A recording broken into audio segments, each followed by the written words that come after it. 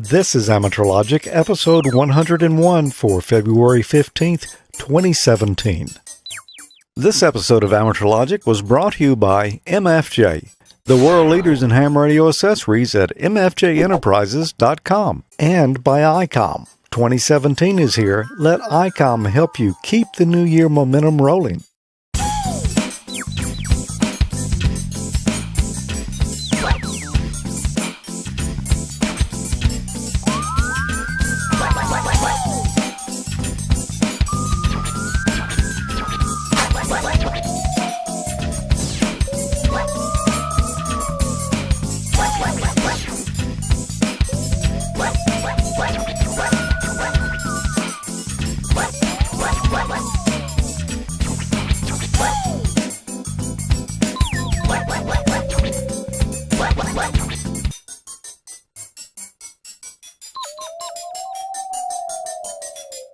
Good evening. Welcome to another episode of Amateur Logic. This is episode 101. I'm George. Well, I'm Tommy.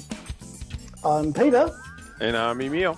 And it's great to be back with you again. Boy, talk about your delays launching tonight's program. Yeah, I had a few technical difficulties, but we're rolling now. So Yep, we're rolling on. And we've got a good show, so it was worth the wait. yeah, I think it's going to be a great one. I think it is going to be a great one tonight. You know, anytime we're doing Amateur Logic here, we've got a chat room going on while we're shooting live. Where can they find that, Tommy? AmateurLogic.TV /chat. All our rowdy friends are in there. Yeah, there's been a lot of hijinks going on in there, and it's actually kind of neat if you kind of check into it a little early before the actual time the live feed is scheduled to start, because you know they usually carry on a lot of stuff in there. Yep. A lot of fun. Yep. So if you're watching live, tune in, AmateurLogic.TV /chat. Well, Tommy, what have you been up to since the last show? Well, I got a new little toy. I'm going to show it to you here in a little bit. I think I was the last holdout to get one of the little RTL dongles that people are doing SDR, so I did a little playing around with that. I think you were the last holdout. I think probably the last holdout. I think everybody here already had one. Yeah, they did. Well, good. We'll get to see what you do with it, because I know it's a little bit different than Yeah, it's a little different. Yeah. Peter, what have you been up to? Well, I've been busy. I've built another metal detector, and as we speak, I'm testing. I think Bill's balloon transmitter, and so if you actually go on WSPRnet.org and look under 20 meters at the moment, and search for VK3PB, you'll actually see my transmissions coming out of Melbourne and being received in Canberra at the moment, and that's just 20 milliwatts, which is amazing. So I'm hoping to fly that very, very soon, possibly for the next show. How far is that? It's about 600 miles as the crow flies. Oh, yeah, cool. Yeah. Emile, what about... Sorry, let me just say, sorry. I did test it the other day, and it went all the way the other side of Australia to Perth. So that's more like 2,000 miles. Cool. I'll check out the WSPR when I get home later. Mm-hmm. Emile, what have you been up to in the past month? Well, the area has a lot of Hamfest at the beginning of the year, so I got to visit you guys up in Jackson, and also down in Hammond. I met Wayne and Vince and whole bunch of other people we normally see there at the Hammond Hamfest. And from outside of that, as far as ham radio goes and my segments, the Bytes of Pi series, I'm going to start some little shorts, and I think you may have put some of that Hamfest footage together. Yeah, I did. As a matter of fact, we've got some footage from 3 different Hamfests tonight. Oh, cool. So it's just some things that a couple of them are new, one of them's old. We just put them all together. We got a lot of other good stuff tonight too, though, in addition to what we just mentioned. We've got a special. This will be part 1 tonight. It's our friend John Ossi, N3DRH, is doing a series. It's actually going to be 2 different episodes of Amateur Logic will have this segment in it. It's a presentation he does on Karl Jansky, the guy who more or less invented radio astronomy by accident. Oh, cool. Or just happenstance. What a lucky accident. And it's really interesting tonight, some of the early history of communications, and I think everyone's going to enjoy it a lot. Oh, I'm looking forward to seeing that. Should be cool. Well, tell me, what's on your email stack over there tonight? Well, my stack's kind of short. I've only got one tonight, but I've got one from Don, KC9QPM. He says, okay, the issue is a friend and I want to get on the D-Star system. There are no repeaters available to either of us, so what's it going to take to get hooked up? He has several IC2820s. I have one IC91AD. Bill has really high-speed internet. We both have Raspberry Pis. What else will we need? How can we get it set up? So there are a lot of options to get on D-Star, but I did send him an email back about Raspberry Pis and using that, but thinking back about it, the easiest way, I think, to get on is using the BlueStack Micro in a DV Mega, along with an Android tablet or phone. If you have one of those available for internet, I think his friend has high speed, but I think he said he didn't. But anyway, that's a real easy option to get online, and it's very inexpensive. Probably, if you have the tablet already or a phone with internet connection, then it's less than $200 US. Yeah. So that's not bad. And then you don't have to have a repeater. You can take it with you anywhere. You know, of course, when I've in the shack here and got the rig on, I can connect to the local D-Star repeater, but I'm going to be able to talk on D-Star with the hotspot here shortly myself. Yeah, you are. Yeah, as soon as you get it. Yeah, I've got your stuff there. I'm kind of working on it, towards it. So. I know you got a lot going on. I'm actually going to do a segment here really soon about redoing the D-Star image with an updated one, and at that point, I'm going to make a copy and we'll get yours set up at the same time. Yeah, that's interesting. That little device there will do so many digital modes. Yeah, it'll do D-Star, C4 FM, and DMR also now with the updated firmware. Yeah. So we'll set it all up for that. Yeah. Well, I got a little photo here, and this one came from another guy that might be in the chat room tonight. I haven't looked to see if he's in there yet. K2BAG, John Baggett. He was recently at the airport in Atlanta, and he took this photo of an AmateurLogic cap right there on the display. Awesome. Man, is that our that's new how distributor? You know you made it. Huh? We got a new distributor? Well, I am not sure. I think he ended up getting that one, and he probably has the only one that was there for sale. That was there, yeah. Yeah, well, that was lucky for him. Yeah. Man, and look at that, George. We're like top shelf material. Yeah. There you go. Right there. Awesome. There you go. That's a cool picture. Yeah. Thanks for that, John. And it's always nice to see your AmateurLogic apparel out in the wild. Yep, no doubt. You'll have to do that in Dallas, Tom. Yeah, I need to. You know, I don't even have an AmateurLogic hat. I'm going to have to order myself one. I don't think I do either. Yeah, I think I got a T-shirt somewhere. Yeah? You think so? Yeah. I got several T-shirts. I need to order a cap, though. So. I'm not much of a cap wearer. Yeah. Okay, Peter, you kind of set it up a moment ago about what you're presenting tonight. You want to say anything else about it before we roll it? Yeah. I like building kits, and I heard about this, 40-meter transceiver kit. So here we go. Hello again from Down Under. Recently I heard about a kit called the BitX40. I ordered one. It cost me $45 US. It's a 40-meter single sideband transceiver made by Ashar, I think it's Ashar or Ashbar, Farhan, Victor Uniform 2 Echo Sierra Echo. It's made in India and quite hackable. The board is assembled in India by a collective of women, which provides them with an income, so that's a good thing. Now you need to supply your own box, power supply and earphones or headphones and a speaker. But at $45, that's a real bargain. So I ordered one and it's arrived. So let's have a closer look at it and hopefully build it.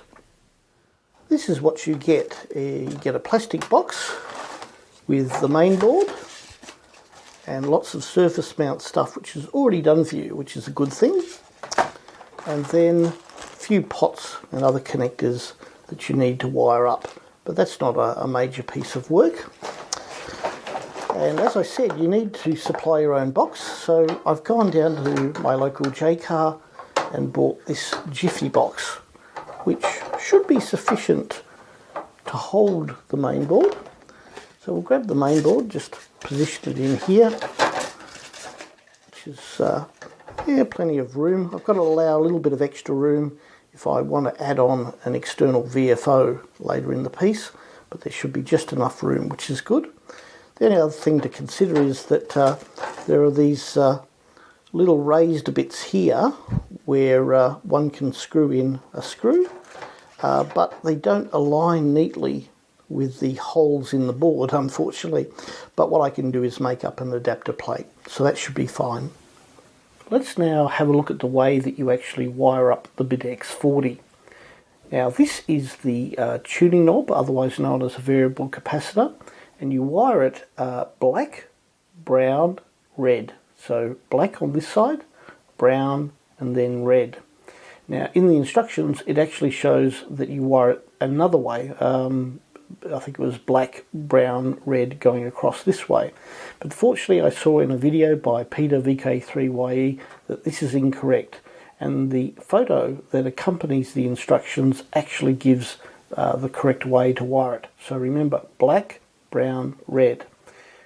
This is the variable resistor, which also serves as the on-off knob for the radio. It's wired red, brown, black, going across from this side across to this side. On the front here, you'll have to supply your own tuning knobs. I'm still looking for a tuning knob that's small enough for this shaft. But what you'll find is that the shafts are a bit long, so you may actually have to very carefully trim them back in order to get the knobs to sit more or less flush with the front panel. The speaker and the push-to-talk knob are easy enough to wire up to these two plugs, and they go into a couple of earphone sockets, as you see here. Now the next thing is critical. This is the power socket on the back, and this is wired to this plug here and this plug here. In each case, brown goes to positive and black goes to negative. So you can see the two positives wired together on this pin and the two blacks wired together on this pin. Now using a multimeter, ensure that the positive is wired to the center pin and black to the outside. And similarly, when you're wiring up this plug to go to your power supply, make sure that you've got positive in the center and negative on the outside. Check and double check your work using a multimeter. Wiring up the microphone is pretty easy. The ground is shown by this pad here, which has got little traces going out to the case of the microphone. So you wire black to here and brown over to here. Finally, wire up the antenna connector and make sure that your connection from this plug here to the antenna connector is relatively short, less than 2 inches or so, otherwise that can cause problems. Brown goes to the center here and black to the outside. But anyway, all good, Brian. At the end of the day, you realise under our original constitution, your local council has no power, and the Australian people said they didn't want it. So, if you've got the money, I presume quite a few documents for that. That is one many high court challenges, and the only people who can legally collect money for your federal government, and they're not interested. So, he had some major victories to the point where... This is Kilo 3, Papa Bravo, 1, 2, 3, 4. This is Victor Kilo 3, Papa Bravo, testing.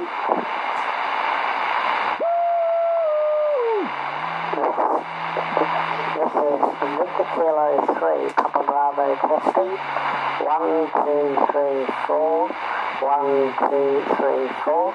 Well, that's the BitX40, an inexpensive 40-metre transceiver kit that's very affordable. I've only got two minor criticisms, but these have solutions. First, the transmitted audio was a little bit rough, but I'm told that there are mods that can improve the transmitted audio.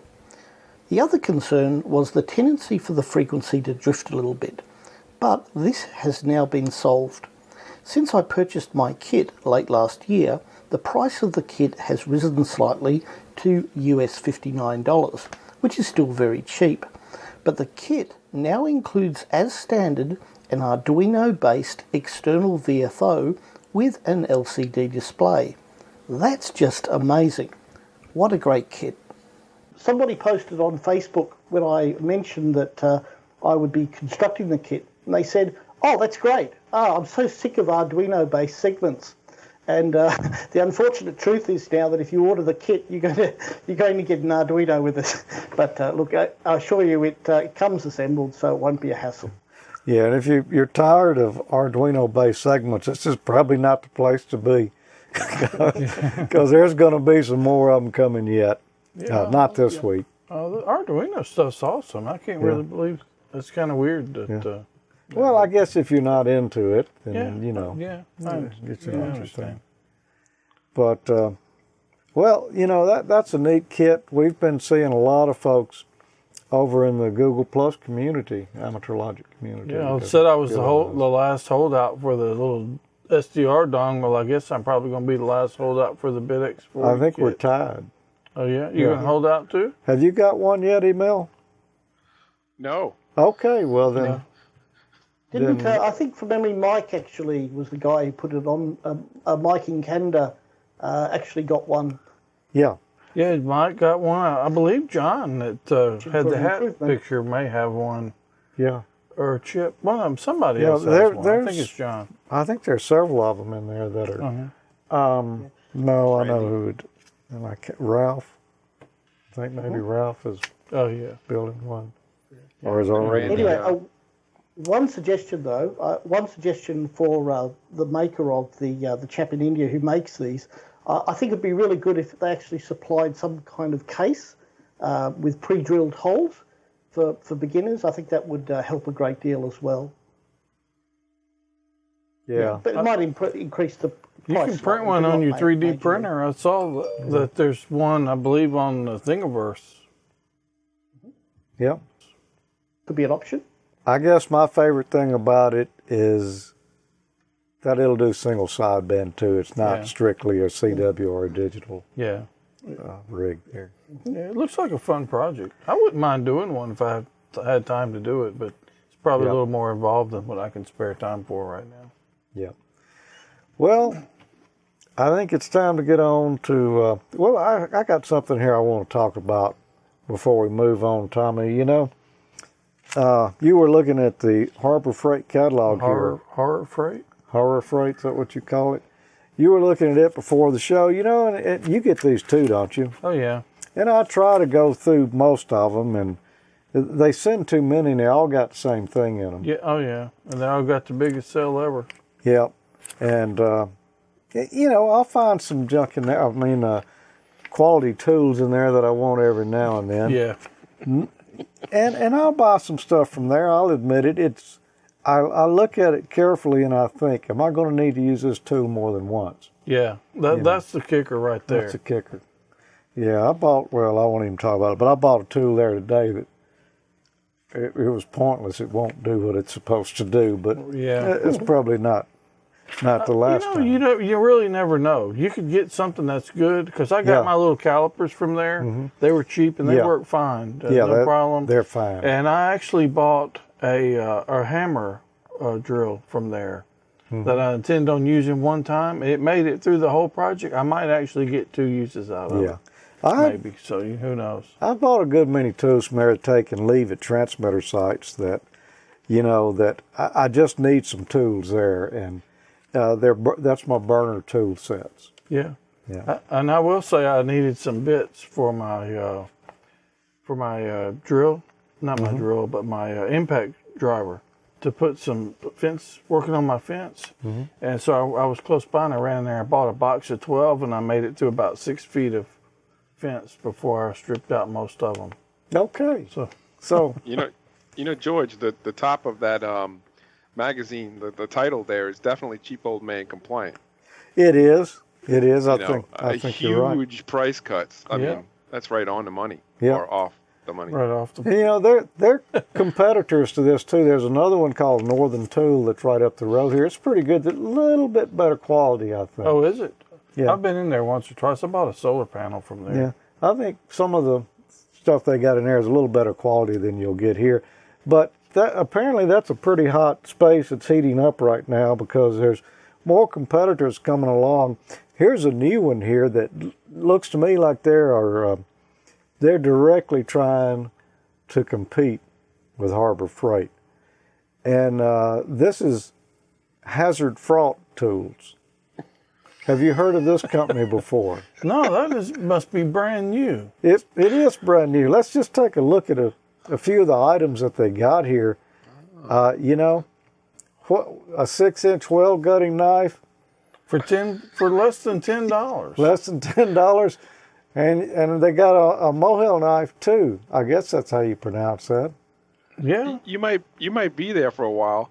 Yeah, but you know it's also ideal for most walrus briskets. Yeah. And apparently, you gut a whale with your right hand, but you got a mohel with your left. But look at the price difference, man. Yeah. It's a pretty big difference, and it looks very similar. Yeah, it does.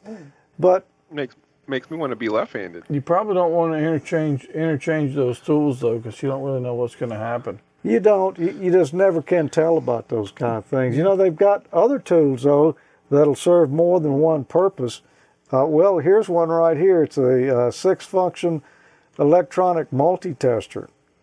It's a AC/DC voltage tester, a meat thermometer, a gaydar, searchable, I can't read that, Bible? Bible. Yeah. Paternity tester, corn on the cob holder. Man, where You do wanna you borrow stick my that thing for contacts? paternity test? And only $9.95. Where are you going to get that, man? Eight functions. Yeah. You can't argue with the value of that. They only list 6 there, but it's actually 8. So we don't know what the other 2 functions Well, could I guess be. it's up to your imagination. I guess so. Well, they got good coupons there too. Just like in the Harbor Freight catalog, they've got a number of coupon deals that you can get stuff at a really good price, like some kind of gauge for $9.99. Yeah, and it looks like a good one too. Yeah, the useless coupon. Or what about that, Tommy? 16-inch manual chainsaw. You know what? That you don't ever have to worry about. You know how you use your chainsaw just every now and then, and it gets gummed up if you don't put stay-bill in it. You don't have to worry about that with that, and then you don't have to worry about like cutting the extension cord if you have one of those little electric ones. Solves a lot of problems. Well, it does. And economical, it's, I guess, environmentally friendly. Yeah, and get exercise at the same time. Yeah. Good for your health. What other coupons they got there? Oh, look at that, an 8-ounce solid brass carpenter's dreidel. Only $14.99. Oh, wow. And I particularly like that last one there, $29.99. You can get a 50-foot garden hose extension cord combo. You know that. Do not get cord wet. If you were, that's good. If you were doing those projects around the house and you don't want to haul a bunch of stuff out, you know, you could. Yeah. That's all I can say about that. I'm pretty well stopped right there in my tracks. Yeah. It's just not many extension cables that you can connect to both the water faucets and electricity. But there it is. Well, Brad in the chat room says shocking. yeah, it is. It is. And, you know, they've got some some power tools there as well. Not everything is manual. Like the heavy-duty pneumatic slide whistle for $70 or $69.99, or you can choose the 18-volt cordless hammer. You know, I bet that battery lasts a long time on that. So you probably get a lot of use out of it before you have to recharge. I bet you could. That's good stuff. Is it like one of those TENS machines that puts 18 volts on your muscles and makes you beat the hammer? Yeah. It could be like that, but you know, really though, at the, $70, I think I'll just stick with my manual hammer. You think so? Well, Yeah, it's a little bit pricey, but that does come with the battery. But does it come with a charger? You probably only have to use the charge that's in it when you buy it. I doubt you ever really have to recharge it. Oh, it comes pre-charged. It's that efficient. Okay. Well, so, be looking around for the catalogs, hazard fraught tools. Should see that coming soon. Perry Thompson sent that to me. Oh, yeah? That's pretty good. And I looked around. It's floating all over the internet. I think the original source of that is a Mad Cover site. Oh, yeah. I believe that's where and it looks like, something they would do. So yeah. That's pretty good stuff there. that was really good stuff there. That almost looks like some of the stuff from the AmateurLogic Christmas Buyers Guide. I was thinking of Mike when I was reading it. That's actually where I thought it might have came from. He missed a good opportunity, didn't he? He did. We could have sold a bunch of that. Well, what's up next? It's not too late. Maybe they need a distributor. Yeah, in Canada? They could probably use one up there. Yeah. Well, we mentioned earlier we got some Hamfest videos, some new, some old. I just mixed them all together, and here's what came out.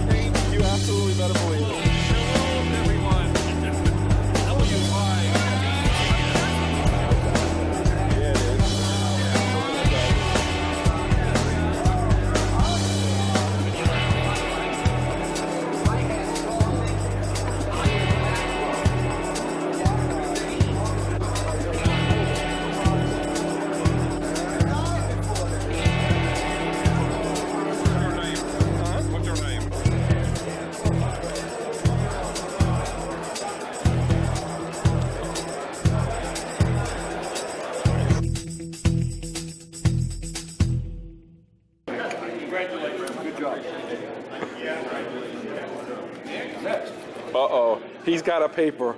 He has emerged. Look out. Extra. Nice. Congratulations, dude. Yeah. Woohoo. Now you can go where I cannot. I could still do that. Yeah, that's true. Legally. Legally. Well, I was an advanced, so I mean, you know. Oh, look at that. Awesome. You got the paper. She's got the paper. I got the paper. Nice. Congratulations. Thank you. And you are? Elizabeth Fountain from Starkville, Mississippi. Starkville, hey. God's country. That's yeah, right. God's country. Home of MFJ. Yep. So I'm excited. I didn't think I was like, does this mean I passed? He said, yes, it does. Yeah, that's right. You got the paper. Awesome. That is awesome. Well, thank you. I'm so excited. buddy. Greetings from the 2017 Capital City Hamfest here in Jackson, Mississippi. I'm here with all my rowdy friends, well, most of them. Tommy. Hey, good afternoon. And the cheap old man himself. How y'all doing? Finally nice to meet Tommy in person. Yep, finally meet up together here. Cool. So I think, Tommy, you have out-cheaped the cheap old man this time around. I have. I bought a few things. I've got a something to fix my antenna on my truck. Mentioned it was bad. I bought a few tools and some connectors and things. What'd you get, Emile? Well, I'm so cheap, I'm actually going to move backwards in license classes, George. It was on sale? No, not really. My daughter's looking into getting her technician license, so she's going to chase some scholarships when she's hitting college next year. So, but other than that, I haven't picked up anything else, so I am holding true for myself.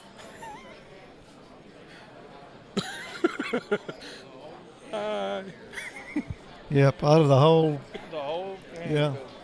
What, there's only 50 acres here?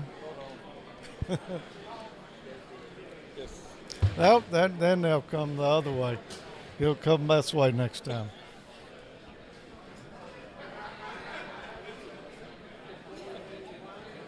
Yeah, how do you come back from that? It's really hard to recover from something like that. You just can't recover. So, a scholarship. So you're telling me there are scholarships for college students that have their amateur ticket? Well, there's a bunch of clubs who offer scholarships to local students through the local school systems. In Louisiana, there's quite a few places. And in fact, there's a list of scholarships that are available from the ARRL's site. So yeah, there's lots of opportunities people might not know about. Huh, like me, I'm going to have to go look because I got...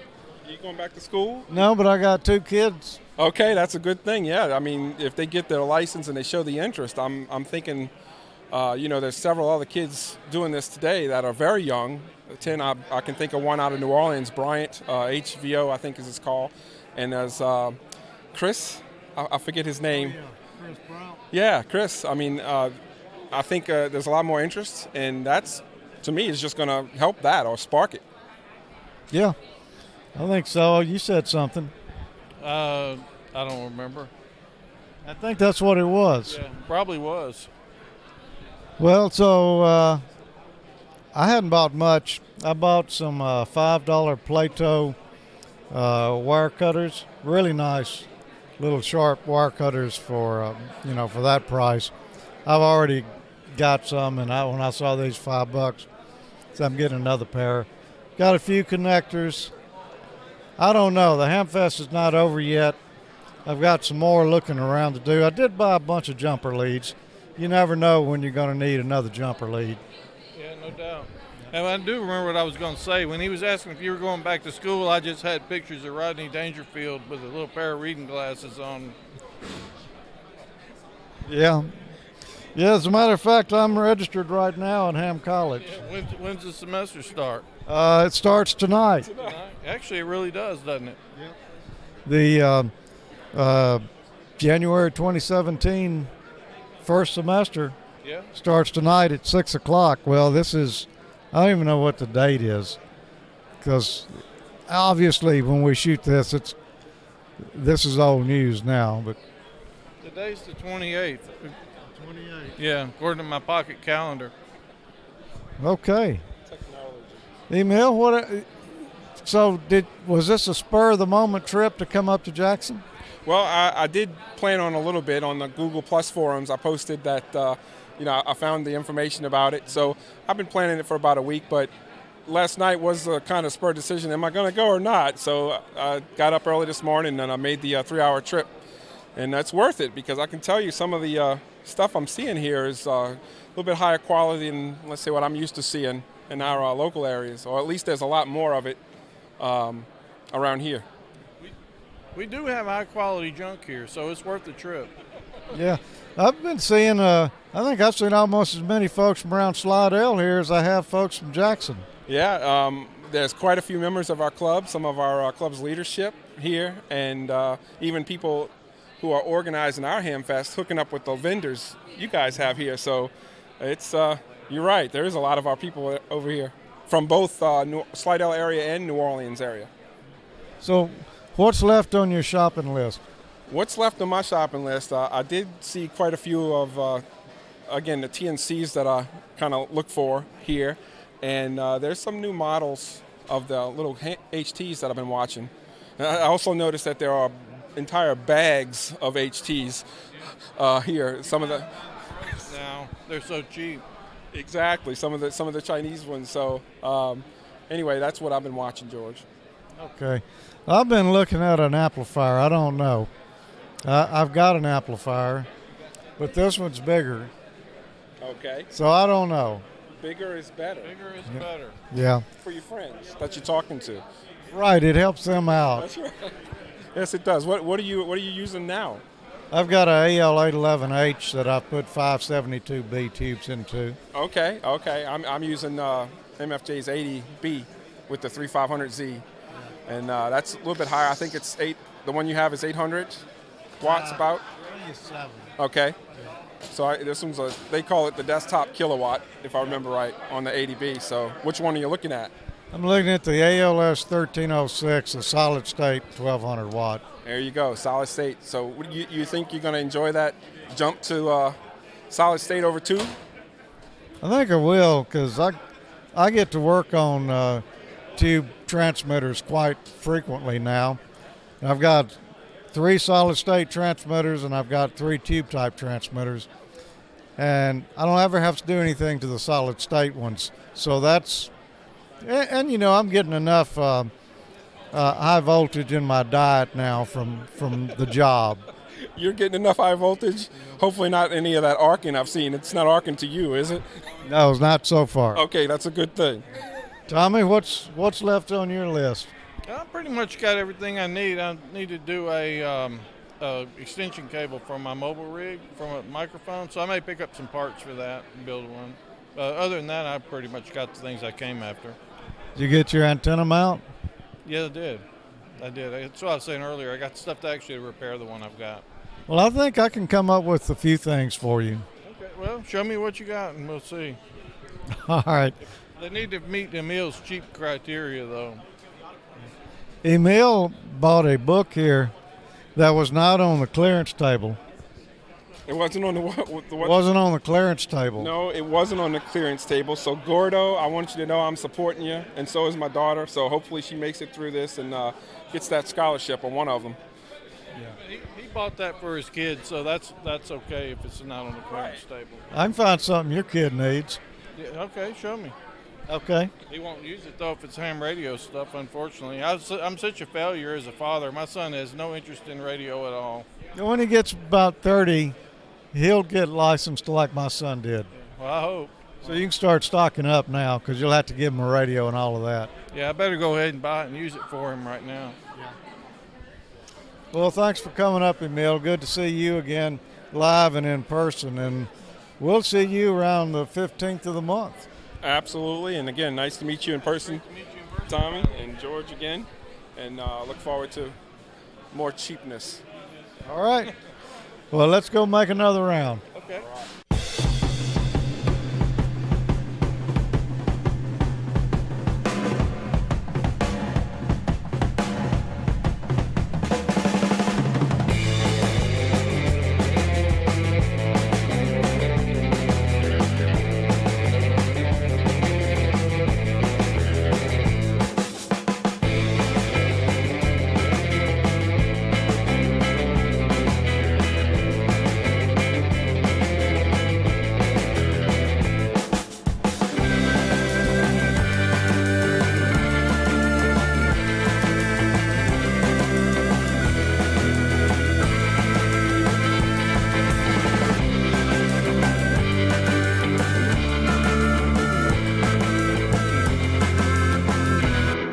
Good to see you again, Emile.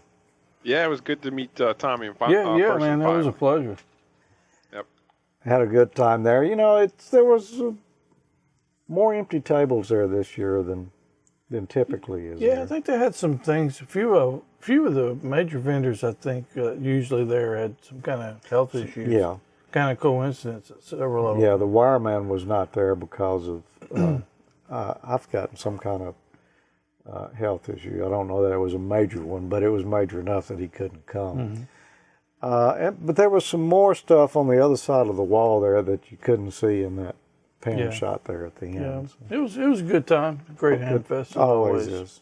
Have you ever found yourself in a situation where you're riding with a friend who's not a ham and you just would like to get on the air and they won't let you put a mag mount antenna on their car or slide a mobile in there and plug it into the cigarette lighter because it's just not their thing? So I guess you use a handy talkie, huh, Wayne? Well, that's pretty much the only option you really have, but we all know handy talkie antennas are not very efficient, especially when you're inside a vehicle. True. So, what do you do? Well, if you could get that antenna outside the vehicle, that might help, but the wind noise would be pretty bad. Yes, it would. Some of your friends, family, or whatever may not want you sticking a mag mount on their car. So what I have is a product from MFJ that they have come up with, MFJ 310. It is a handheld antenna window mount clip, which will allow you to take your existing handy talkie antenna, screw it on to that, then just simply slide the mount over the window, attach it to your handy talkie, and now you have an external antenna. Well, let's see how it fits. Okay, just take your normal handy talkie antenna. You can screw it onto the mount. And you would just slide the mount right over the window, which it will snugly fit, and then just roll the window right on up. Wow. And now you have an external antenna. Neat. It is. The mount comes with the RG174, the very thin, lightweight coax, so it doesn't put any strain on your handheld. It gives you an external antenna now to get your RF signal outside of this big metal box you're traveling in. And it works really well. You mentioned earlier that you were the last one in the group to get that RTL dongle. Yeah, it was. You know what actually drove me to get it? Well, I'll tell you about it. Here, let's just watch it and we'll talk after. Okay. Today I'm going to show you something else that I came across in my adventures of hamming in the hotel. Maybe that's what I ought to call this segment, hamming from the hotel. Anyway, I think I'm probably the last holdout of the ham radio operators that did not have one of the little RTL SDR dongles or TV dongles that can be used for SDR. So I went ahead and ordered one from Amazon. It cost me about 20 bucks or so. And in playing around with it, I discovered that there's an app for the Android tablet that will allow you to use it. You have to install a driver, and then there's several applications on there that you can use. We're going to explore those today. It's kind of a takeoff of the Android SDR app I showed you that you can connect to remote receivers. That's a cool app, and I use it still, but there's not as many receivers on there as I hoped. At the hotel, I'm right near the DFW airport, and there's all kind of air traffic going through, so I just got this, and I'm going to take it this week and play around with it and see. I should be able to pick up some pretty cool air traffic. Let's look at how to get it set up. First of all, you need the dongle, as we mentioned before. Just plug in. I bought that one off Amazon for about 20 bucks. It comes with the little antenna, and it's just about as good as you would expect this thing to be. It's not very good, so I'm going to build another antenna for it that's more resonant. This one's got like an RCA type adapter on it for the antenna connector. So if that fits, I'm going to build my own. We'll do a segment on it later. Thirdly, you're going to need an adapter to hook up the USB from the SDR dongle to the USB on the computer, or the tablet rather. It's micro USB on the tablet, and this is a female USB on the other side. And you can get those from Amazon for about, well, it depends, $2 to $5. You can buy on eBay a whole gross of them for like $5, so they're real cheap. good to have around if you play around with Android tablets. So let's go ahead and hook it up. I'm going to go ahead and put the antenna over here on some metal. That is a magnet on the bottom of it, so it keeps it from flipping over. I'll just put it on top of that little power supply. Power supply is not on, by the way. I suspect there'd be all kind of noise coming from that thing. And we'll hook the antenna up to the bottom, to the dongle rather. Then the dongle to the USB adapter, like so, and plug it up to the tablet. First thing we're going to need to do is grab the driver for it, and it's a free download. So let's go ahead and look for it, and we'll go into the Play Store, RTL SDR, search. The first thing that comes up is the RTL 2832U driver, so let's go ahead and install that. And this is going to provide communications between the dongle and the tablet. Okay, there's an open, but we really don't need to do anything with that. Next thing, there's quite a few applications here. There's an RF analyzer, I've got that. I've got this SDR Touch Live offline radio, which is really nice. SD-Roid, it's not a great name. ADSB receiver that you can pick up aircraft stuff. But anyway, we're going to play around with the RF analyzer. Okay, so let's go ahead and take a look. You can see here we've got the driver installed. I went ahead and installed the SDR-Roid. That's kind of a tongue twister. But let's go ahead and run it. Comes up, we're going to have to go into the settings. First thing we're going to have to do is change the source type to RTL SDR. There's some others in here, hack RF, and then a file. In this instance, we're just going to play with the dongle. That's the only thing that I actually changed in here. So let's go back to the application. We can click the play. First time it's going to ask you if you want to allow it to access the USB device. And I'm going to go ahead and say yes by default. Now we've got our display, our SDR display, and we can scroll down through the entire range of this dongle until we find something that we want to see. We've got the waterfall display down here, and then the signal strength display. You can change the modulation type from off, which silences it, and I'll do that for the moment. AM, narrowband FM, wide FM, lower sideband, and upper sideband. So it's good for ham projects as well. And just for the heck of it, I'm just going to go wideband FM, and we're going to jump over to one of the local broadcast channels.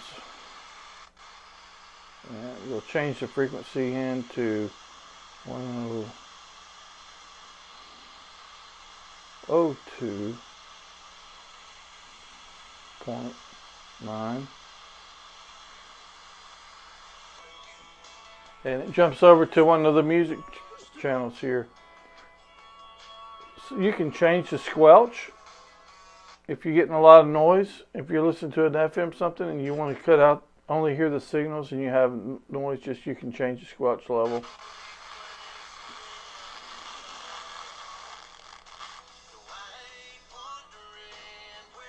It's pretty cool. So you can see anything down here. Let's jump over to a UHF channel. Okay, so I'm going to use my little ID51 plus 2 here, and we're going to go to my DV mega frequency and let's see what we can find. So we'll jump over here to, I have it programmed to 445.6, so let's go there. 445.6. And let's see what we can hear. Now we're probably going to hear noise because this is digital in 5Z and 0. Test 1 2 1 2. And we can see my signal there. I'm not linked to anything, by the way. This is just to my DV Mega right here. Let's try a simplex frequency. 146. 0.52. And we'll get rid of that noise. Squelch it out. Now I'll go to 146.52 here. Okay, 146.52. In 5Z and O testing. In 5Z and O.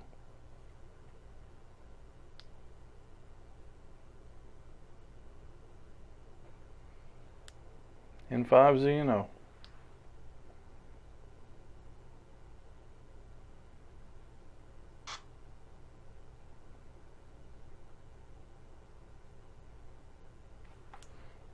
In 5Z and O. One other thing you can do if you want to change the bandwidth and cut out some noise that's close to what you're trying to listen to, you can just basically grab the edge of it right there and make it wider or narrow. So that's pretty cool. It's a cool toy. It's really slick to have a little portable SDR unit like that you can just fold up and throw in your bag. It's very inexpensive. Most of you probably already have Android tablets anyway. So anyway, I hope you find it useful, fun to play around with. I'm looking forward to actually going to work this week and getting off and seeing what I can hear from the hotel room right there. Right next to DFW, there should be a lot of things to listen to. If I find something cool, I will post it on some of the social media things and share with you. 73. Looked like you were having a lot of fun there. Yeah, it was cool stuff. It's neat to have that whole little SDR kit. You can fold it up and stick it in your bag. Takes no space. And I did take it to work this week and played with it. I had a great time. I run the battery down several times on my tablet. Really? Yeah, so I could hear the towers and stuff great, and I could get some of the overhead aircraft coming in. But at the hotel, I was on the 3rd floor, and the hotel has a metal roof, so I think that was causing me a little bit of problems with the overhead stuff. Not to mention the antenna's not even close to resonant, I'm sure, for those frequencies. Yeah. I like the little slider for the squelch control. That was pretty cool. Yeah, that's pretty awesome. There was a bunch of software out for that thing. That was a free one, and then there was several paid ones. But you know, I couldn't show a paid version here with Emile on the show. No, definitely. I was afraid he wouldn't come back next week or next month, rather. Yeah. So. Yeah, they are a lot of fun. That looked pretty responsive too. Yeah, I guess you noticed when I showed my radio signal, though, the only thing is a little bit off frequency. So I've got to see if there's maybe some way in the software calibrate that thing. Yeah, most of the SDR kits I've played with were not exactly on frequency. You'd have an offset setting in there where you could slide it over to get it right where it should be. Yeah, so it's probably in there. There's a lot of stuff in the settings I haven't really looked into much yet, but I want to keep playing with it some more. Cool. Well, Emile, I know you've got an email there that you were going to tell us about. Someone in the chat room. Yeah, our good friend Marty in the chat room sent us an email, 80PO, and he wanted to say him and his wife, KE0EWK, wanted to drop us all a quick line to tell us how much they appreciate, the work that you put into this show. He basically said not only is it educational and informative, but we stand out as being different from the normal fare of reality television that always kind of focuses on the negative. So I can tell you, I'm agreeing 100% with what Marty's saying here, because I know that's why I joined. That's why I started looking and joined the show, literally because of that. Plus the sense of humor, you guys, it kind of drew me in. But he's right on the money with that email. So thanks, Marty. Yeah, thanks, Marty and Kelly. And we kind of have been called the red green of amateur radio shows. Amongst other things, we've been called, but that's one of the ones we can repeat. Yeah, it is. Here's a thought. To me, I've always found the show reminds me a lot of an old-fashioned radio show. And I don't mean that as a pun, but rather as, perhaps the old radio shows they had back in the 50s that people used to gather around and listen to on a Saturday night. Yeah, let's try that real quick. America's favorite radio show,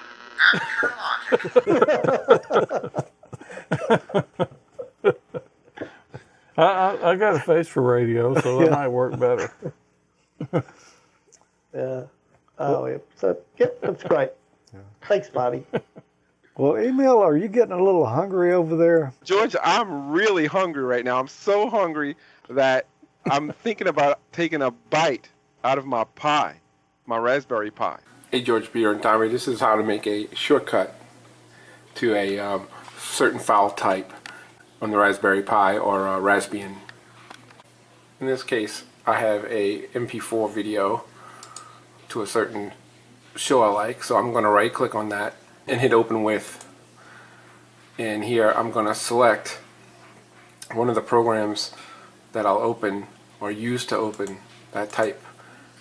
If it's a command line, then there's this tab here that says custom command line.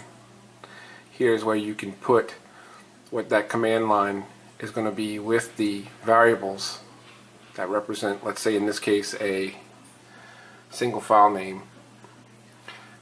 You do want to select probably the execute in terminal emulator, along with possibly keep the window open after the command is executed, because in this case I'm using the OMX player to actually launch the video of AmateurLogic, which requires the space bars and the keyboard to be interactive, so I can play and pause, etc. So simple as that with the Raspberry Pi and Raspbian. One thing you notice also is the next time you right click on this shortcut, that custom created open with is going to be in the actual menu. I figured I'd drag it back to the old days of cheap old man minutes, when I used to try to keep it under a minute. So I kind of figured there's so many things with that Raspberry Pi that are out there. I just I fell in love with it and haven't stopped since. Like Peter told me in one of the Google Plus, once I started learning how to blink the lights with it, I'm going to take over the world with it. Aren't you glad that we twisted your arm and kind of nudged you in that direction? I am glad, and so is a lot of people in the club. You know, we actually started showing some of the shows during the social. We have a social meeting on the third Thursdays in our club, and I brought the Pi, and they were pretty amazed that it could keep up with that H.264 video like it did on our HD TV in the club. So that little thing is powerful. Have you written any blinky light programs for it? Absolutely, yeah. They're on the go. Google Plus forum. I did a couple of Python scripts myself, and came out good. Yeah, I did a segment on that a good while back. Pretty neat stuff. It is really neat stuff. Well, we're going to take another break, get a message from ICOM, and then we're going to be back with that segment that I told you that you're really going to enjoy tonight. Cool. 2017 is here. Let ICOM keep the new year momentum rolling with an array of radios to help you communicate and listen all year long, no matter where the year may take you. Base stations, mobile transceivers, handhelds, and more, ICOM has all the equipment to make 2017 the best year yet. Communicate with the touch of your fingertips. Perfect for small spaces, the IC7100 is the ideal D-Star option to help you communicate anywhere throughout the year. Angled control head and touchscreen for quick, intuitive operation. Large internal speaker for clear digital audio, and it's perfect for multiband and all-mode communications. Planning to be on the move this year?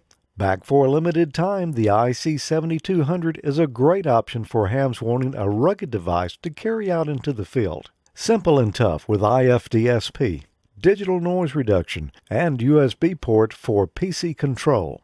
Ideal for the ham on the go, the IC7300 is the new radio everyone's talking about. It's a high-performance, innovative HF transceiver with a compact design. RF direct sampling, 15 discrete bandpass filters, large 4.3-inch color touchscreen, real-time spectrum scope, SD memory card, and more. Visit icomamerica.com/amateur for more information on all the great ICOM radios.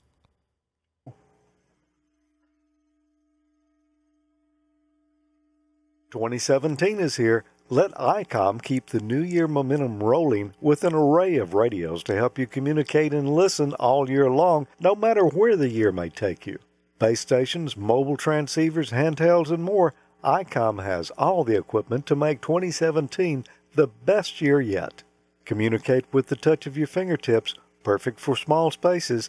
The IC7100 is the ideal D-Star option to help you communicate anywhere throughout the year. Angled control head and touchscreen for quick, intuitive operation. Large internal speaker for clear digital audio, and it's perfect for multiband and all-mode communications. Planning to be on the move this year? Back for a limited time, the IC7200 is a great option for hams wanting a rugged device to carry out into the field. Simple and tough with IFDSP, digital noise reduction, and USB port for PC control. Ideal for the ham on the go, the IC7300 is the new radio everyone's talking about. It's a high-performance, innovative HF transceiver with a compact design, RF direct sampling, 15 discrete bandpass filters, large 4.3-inch color touchscreen, real-time spectrum scope, SD memory card, and more. Visit icomamerica.com/amateur for more information on all the great ICOM radios. We appreciate ICOM being a sponsor of Amateur Logic and Ham College. Yeah, absolutely. It really helps us keep it rolling. Well, as I promised earlier, we've got a special segment tonight, a part one of a two-part series that John Ossi, N3DRH, who just happens to be over in the chat room right now, he put this together. This is a presentation that he does, and he approached me and said, would y'all like this to run on Amateur Logic? And I said, yeah, that'd be fantastic. And he put it together. So let's take a look here at part one on Karl Jansky. Well, John will tell you all about him, but I really found this interesting. Cool. I've been looking forward to it. Hey, this is John, N3DRH, and I'd like to talk to you in two segments about Karl Jansky and how he started the science of radio astronomy somewhat by accident. The presentation is going to go like this. There's a very punctuated history of radio, really starting in the 1700s, going up to the earlier part of the 20th century. I'd like to talk to you about a very curious current, which may not follow Ohm's law, and you'll see why when we get there. But it really might have had a big effect on Bell Labs regarding their use of radio to send telephone calls. Third, the Bell Labs radio group and what Jansky's role was in it. What his merry-go-round antenna was and how it performed. And then finally, how he detected the noise and eventually tracing it to a galactic source. All right. The very first time in a publication where it was mentioned that we could send information, where there was a suggestion that we could send information over a wire, came in Scott's Magazine in 1753. And in the magazine, the author CM used his initials because he was terrified that colleagues would think it was a ridiculous idea. But he suggested that 26 wires could send each of the 26 letters of the alphabet. Notice with no return wire at all. Well, how did that work? Here's the actual magazine on the left as it appeared in 1753. This magazine's still in publication today. It wasn't continuously published, but they claim to be the oldest periodical that is still published today. All right. In 1833, the first telegraph was set up for regular service in Germany, I believe between the same two different offices of the same business, a kilometer apart. Of course, Samuel Morse in 1844 sets up his Baltimore-Washington line and tests it out by tapping out "What hath God wrought." There's the telegraph. If anybody has a better image than that, please let me know. During the middle part of the century, there were a number of successful attempts to lay short submarine cables for telegraphy of maybe up to a few hundred miles between adjacent countries or between islands or regions that couldn't have communications otherwise. But the big try was for the transatlantic cable, and there were 3 attempts up until 1858. All of them failed, and most of the cable was lost. And finally, in the last attempt in '58, it worked, but only for a few weeks. Here's some of the transatlantic cable images, the different vintages. This is the one that was used in '58, and I think the same that was used in '66. Notice that there is only a single center conductor, and then there's steel, structural support around the outside. So how do you send telegraphy with only a single wire? And no, they didn't use the steel structural supports for the return line. In the U.S., they finally finished connecting the two coasts by, I think it was New York to San Francisco in 1861 with a telegraphy line. And then finally in '66, there was the first successful transatlantic cable for sustained use. Here's where it was sent from Newfoundland to Ireland in 1866. The story of that, if you get to watch Season 1, Episode 6 of Modern Marvels, it talks about what went on to get this cable down. It is an excellent program. So radio takes off, of course, 1888. Hertz transmits via spark gap. They continue to lay cables down across the Atlantic in 73, 74, 80, and 94. And really all up until 1929, they probably lay another dozen cables across the Atlantic to different countries. Marconi, of course, transmits and receives radio signals, and he accomplished the first transatlantic radio telegraphy transmission in 01 or 02. Somewhat controversial as to which date that was. Following the Titanic disaster, the Radio Communications Act required radios in ships that had more than a significant number of passengers. You might have seen a lot of images of the Titanic. That's the Titanic with its antennas aloft. In 1914, the ARRL was formed, and in 1917, at the advent of World War I, the use of amateur radio stations becomes illegal for the duration of the war. And this is a picture showing a spark gap station, amateur radio station, that's all wired down with heavy baling wire and binding posts. Bell Labs. Of course, before Bell, the parent company was AT&T, and way back in 1923, they test the concept of using single sideband radio to carry transatlantic phone calls on 57 kilohertz. And they find mixed success. In 1925, AT&T and Western Union merge. Bell Labs becomes the engineering group that does support and development of hardware. They hire some of the best and the brightest and produce over their lifespan, over Bell's lifespan, 29,000 patents and 8 Nobel Prizes. In 1927, they take a chance and they inaugurate commercial service for transatlantic telephone over the 60 kilohertz, probably with single sideband. That costs $75 for 3-minute connections, subject to propagation. And you can imagine if there was any lightning storm anywhere within thousands of miles of either the transmit or the receive station, there'd be trouble. So it wasn't too successful.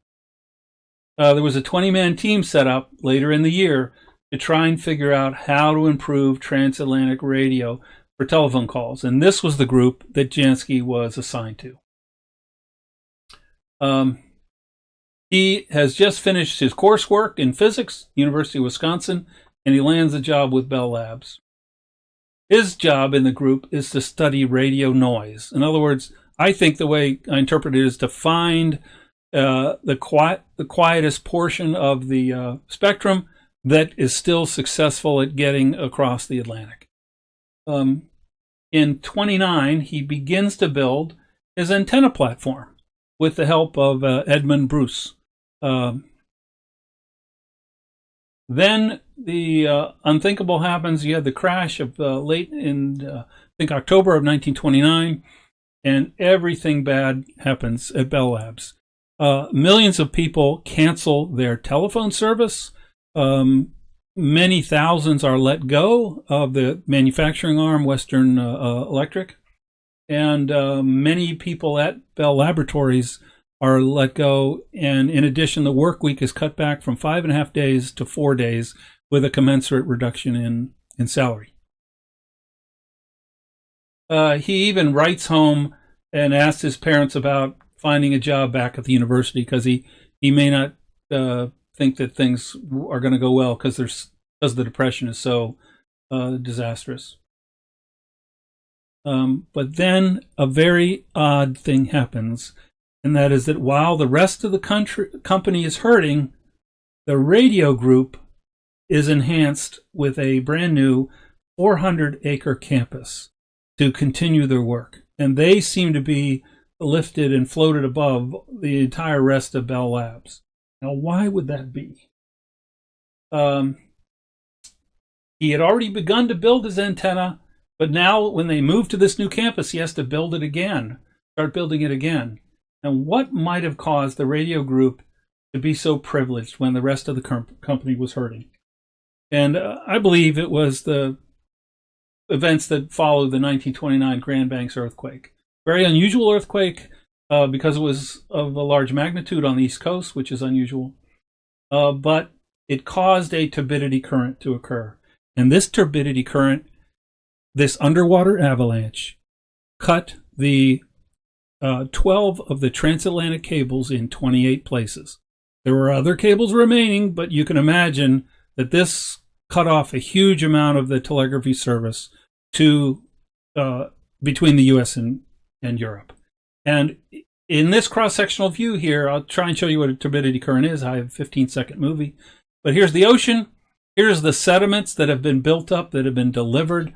Millions of tons of this stuff has been delivered by the rivers over the eons. And eventually, this stuff can slump down a slope. Of course, if you shake the whole East Coast with a big earthquake, you can really cause these to occur.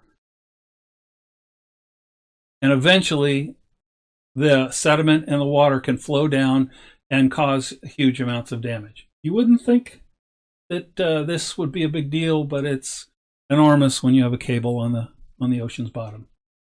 This is the actual data from the Grand Banks earthquake, from the turbidity current. Notice this is the depth of the water right here. The water goes out to about 3 kilometers deep on the continental shelf. And the slump would have occurred from in this area right here. And lo and behold, these are the actual times that cables were cut. So they were able to quantify the speed of the turbidity current. So it was going about 60 miles an hour at the outset and slowed down. But I want you to also take a look at how far it went, because this is a vertically exaggerated graph. So the x-axis and y-axis are not scaled the same. Notice how far this turbidity current went. It went out to over 800 kilometers, all right, at 25 miles an hour.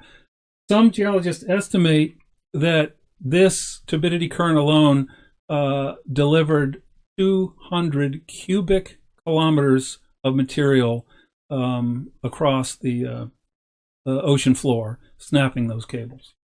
Okay. Here's an image from the actual from the West Coast showing that these turbidity currents are 3 miles wide. Here's an image of a turbidity current that's done in a laboratory. It looks like it's no big deal, but that is a small version of what actually occurred after the Grand Banks earthquake. So that ends the first section. The next is what Karl Jansky did now that they had this newfound mandate to get radio working for transatlantic radio calls. So I'll give you the second segment next time. I hope you enjoyed this one. If you have any questions, please send them on, and we will try and get them answered. Thank you. That's pretty awesome. That is. I'm going to go ahead and play the other half now. I've seen the other half. It's really interesting too. But that was great. We really appreciate it, John. Yeah, that's a lot of detail in there. Yeah, stuff I didn't know. I learned a lot. Yeah, very, very cool. Appreciate you sending that in. Yeah, that was. I may have to get a sneak peek at the other half. It could happen. But I know somebody. Yeah, it's kind of fascinating that all the stuff they went through, in the early days of figuring out to get to where we are today. Yeah, it's pretty amazing. It's amazing that they had the foresight to invest that much into the radio stuff. Yeah. The rest of the company was struggling, and put that into there because that was the future. Well, if it cut 12 cables in, what did he say, 38 places? 28 places. 28 places. That's a lot of money down the drain. Yeah. $75 for 3 minutes, I think it was, for a call in 1920 something, 29, I think. Yeah, on that's a lot of money back on 60 kilohertz, I think it was, single sideband. So, the quality had to. Oh yeah, really. Have we had any segments on radio astronomy or amateur radio astronomy? I think way back when Jimmy was with us, I think he did one. Was it on radio astronomy or just astronomy? I think it was on radio astronomy. He may had have, that AOR receiver. That's right. Satellite dish. Yeah. I think it's way back then. Being an amateur myself in that, I'll have to look down that road. I have a feeling I know what's in that second part. Okay. Well, you're in this second part here. There's something you're going to want to build. You need to look at it carefully. Oh, very cool. Now you really make me want to go ahead and see it. But you're going to need to expand the backyard a little bit to hold it, I'm afraid. Oh, yeah. Anyway, again, thanks, John, for that. That was a great. John Ossi, M3DRH, put that together, and we'll look at the second segment next month. Cool. Well, I think we've got one final email here, and this one comes from Peter. Well, no, it doesn't come from Peter. This is read by Peter. This one is read by Peter. Okay, sure. It's really quick, really simple. This is from Bob. And who knew Bugs Bunny was a ham? Okay. There you go. I never knew it. From Bugs Bunny Gets the Boyd, Warner Brothers, 1947. Stuff the wall. And you Is that a notice, folded dipole? yeah, horizontally polarized. No, although those are rabbit ears. Rabbit ears. Good one, Peter. So it's vertical polarization. Well, Tommy, we're wearing these. Oh, and mine is not the official Yours version. is not official. Yours is a one of a kind. It's probably a collector's item. I think I got two of them like this. Oh, yeah? So it's a two of a kind. It's a two of a kind. Yeah, but this was way back in the early days of the show. As my wife got this for me. At least it's not Comic Sans. At least it's not. You'd be getting hate mail. Yeah, it would be. We got plenty of that. But George, your TV's got tubes in it, and I think Tommy's is HD. Yeah. I think 4K. It may be solid state at least. So where can you get that shirt, Tommy? You can get these at AmateurLogic.spreadshirt.com. Not only these, you can get the hats like you saw John had in his picture. As featured in the Atlanta airport? As featured in the Atlanta airport. You don't have to go all the way to Atlanta to get it. You can go on this website right here, AmateurLogic.spreadshirt.com, order it, and have it delivered right to your door. From the convenience of your home. From the convenience of your easy chair. From your ham shack. Yep. Be the best dressed looking ham at the next Hamfest or airport, wherever you go. Yeah, and if you're wearing your Amateur Logic swag out and representing, take a selfie and picture and send it in, and you'll probably end up on the show. Yep, very good chance. Yep. We want to remind you about our social media. We've got a Facebook group, facebook.com/group/AmateurLogic.TV. We've also got a Google Plus community, and email is big in there, as well as Mike in the chat room, and Marty, and I can't name them all. There's a lot of good folks. There's a lot of people there. It's funny because the Facebook people are in the Facebook group, the Google Plus people are in the Google Plus group, and you rarely see them in one or the other. Yeah. They don't mix. You and I are like the only ones you ever see in both places, I think. Yeah. We also, in addition to those, we have a Twitter account at AmateurLogic, and we also have a at Ham College account as well. It's going to be huge. It's going to be huge, I'm telling you, huge. Okay, well. That was the best I could do. Well, it's better than I did. Okay. Hey, maybe we should have a contest, the Google Plus project versus the Facebook project. Yeah, we'll have to. A little friendly competition. Yeah. I don't know what it would be, but I don't know. We'll have to ponder on that a little bit. Yeah. Also, we want to mention, that we're going to be back on the 15th of next month. We're always around the 15th of the month, so you can tune in on either that Facebook group or the Google Plus community and find out when we'll be shooting the next one. Yeah, we always post a little ahead of time, usually the week before. When we plan, we're going to shoot AmateurLogic and Ham College. Those are usually around the 1st, but anyway, watch those for the announcements if you like watching the live show and the technical things getting set up or not getting set up. Or getting tore up, yeah. Getting tore up, so. But anyway, it's a lot of fun. A lot of people like to see all that stuff going on, so anyway. That's your thing. Come join us a little early. We appreciate everyone joining us tonight live. Tommy, have you got anything before we go? Nope, I think that's got it for me. I'm about ready to go find some supper. It's getting kind of late. Yeah, me too. What about you, Peter? No, but great show and very enjoyable to make. And thanks to everybody in the chat room. Yeah. Emile? Well, only thing I'd add right now is, I guess, God bless the people who are impacted by that tornadoes down here. I'm about 30 miles north of that, so we lucked out. So wish them all the best. And nothing else other than that. Okay. Yeah, absolutely. Well, another fun show, guys, and let's do it again next month. Yep, let's do it. All right. 73. 73, everybody. 73. 73.